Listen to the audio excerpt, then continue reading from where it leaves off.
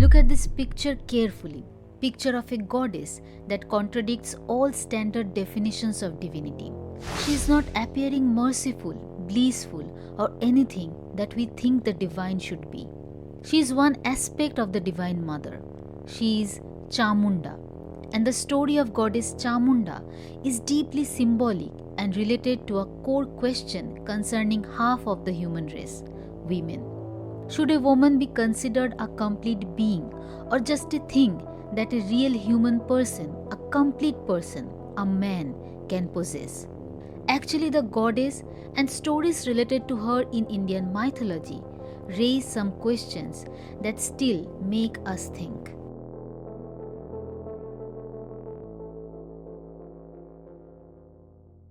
Chapter 81 to 93 of the Markandeya Purana tell the story of goddess Chandika and how she destroyed multiple demons to protect the world.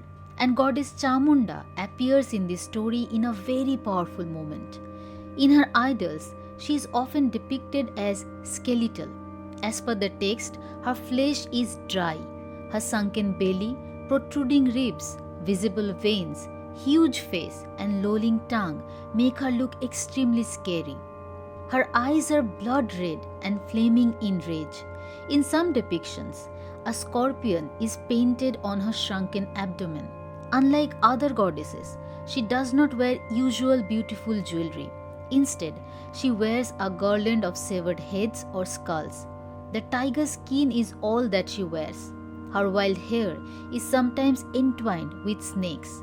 Her vahana or vehicle is a corpse, not any bird or animal like other deities. She remains surrounded by jackals. She is definitely a warrior.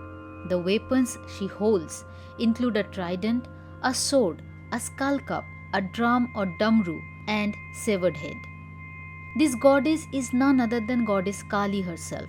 This description, as I said already, comes from Devi Mahatyam. So it's a very ancient description of Kali. But the usual idols of goddess Kali that we see today don't resemble this description. How did she become Chamunda? What does her iconography symbolize? Devi Mahatyam portrays goddess Durga, Ambika or Chandika as the ultimate rescuer. She and her army of goddesses defeat mighty asuras on the battlefield. For a moment, let's forget this is a story about the goddess. Let's look at her just as a woman, for now, because this is how she was perceived by the evil demons of this story. Long ago, there were two mighty brothers, Shumbha and Nishumbha. They and their followers were blinded by their power and wealth. Their two generals, Chanda and Munda, saw a very beautiful woman in the Himachal. They knew they hadn't seen a woman more beautiful than this, and they were convinced that she should belong to their lords, Shumbha and Nishumbha. In their eyes, a woman is not a complete being who has her own thoughts or desires. In their eyes, she is just a collectible item that must belong to someone. The woman they saw was goddess Ambika or Chandika. According to Devi Mahatyam, they went to their lords and compared that woman with all the unique and precious items, jewels and animals that their lords had won in various battles, such as Lord Indra's elephant, Airavat, the greatest horse, Uchcheshrava, and the best of trees, Parijat. They also mentioned Varuna's umbrella, various precious stones and jewels and vehicles. So now, it is their duty to occupy this beautiful woman as well. Hearing this, Shumbha and Nishumbha sent multiple generals to the woman with the marriage proposal. They asked her to marry one of the brothers. Initially, they spoke nicely, but the woman said, "I have made a silly promise to myself.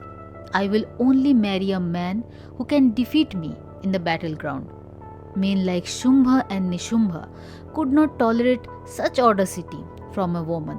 So they sent their commanders and army to bring the woman captive to the court. And the epic battle with the goddess began. The first commander was a demon named Dhumralochan. The goddess did not fight him, she just roared, and he was reduced to smoke in a moment. And then came Chanda and Munda with a huge army to fight that woman. As per the description, seeing these two, the goddess became so angry that from her frowning eyebrows, a terrifying goddess emerged. She is goddess Kali herself, the embodiment of feminine rage. This goddess destroyed the enemy army mercilessly. No weapon hurled by them could touch her. Instead, she chewed those weapons and ate them. She single-handedly destroyed the entire army and eventually severed the heads of those two demons, Chanda and Munda. When she brought their heads to goddess Chandika, Chandika named her Chamunda. That's how goddess Kali became Chamunda. After this epic battle, goddess Chamunda helps goddess Chandika to defeat another vicious demon, Raktabij.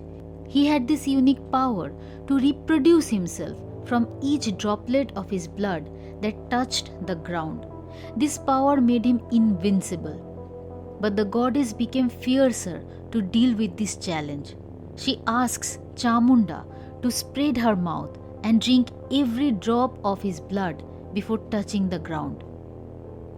Goddess Chamunda fights alongside other matrikas or powers of the gods to defeat the army of Shumbha and Nishumbha. That's why she is seen as one of the matrikas and chief yoginis as well. In Jabalpur's Yogini temple, we can see her idol. Apart from Devi Mahatyam, she is mentioned in various other texts as the slayer of evil. She is also envisioned as the consort of Bhishana Bhairava, a fierce form of Shiva.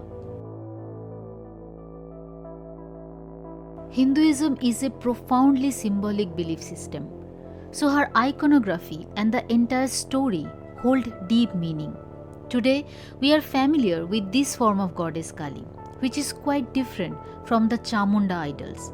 But in some ancient Kali idols, we can still find traces of Chamunda. See, in this idol, the goddess is seated on a corpse, her fangs visible.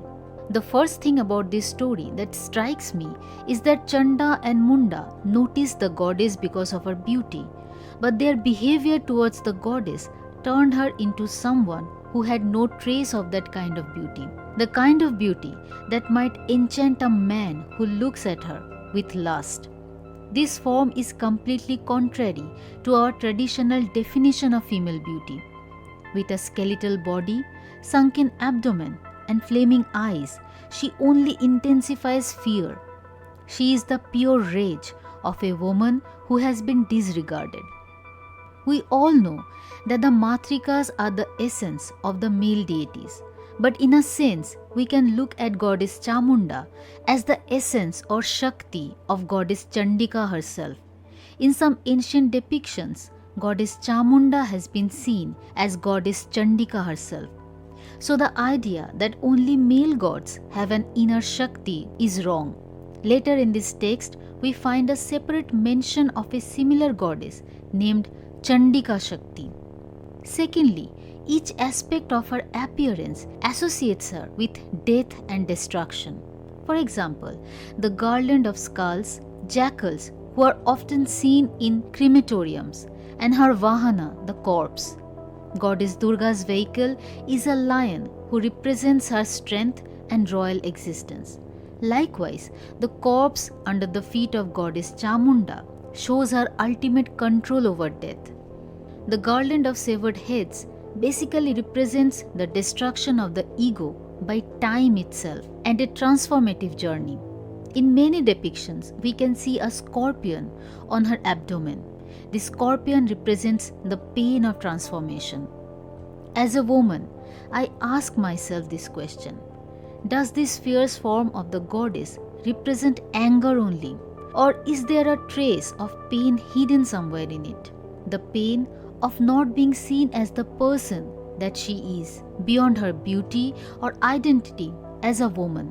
Maybe I'm just imposing meaning. She is a goddess, not a woman like us. But as per Devi Mahatyam, this goddess lives in all of us in the form of intelligence, memory, and everything else. So, Kali is the symbol of time. Time is the greatest destroyer. Time destroys everything that has no purpose in our life anymore, such as the self-destructive ego. I believe these demons are not separate entities, they are within us. So the battleground is nowhere other than our inner self. And Kali, being time herself, is always watching over us. I hope you like this video. If yes, then please do like, share and subscribe. I'll be back soon with a new story. Till then, stay well.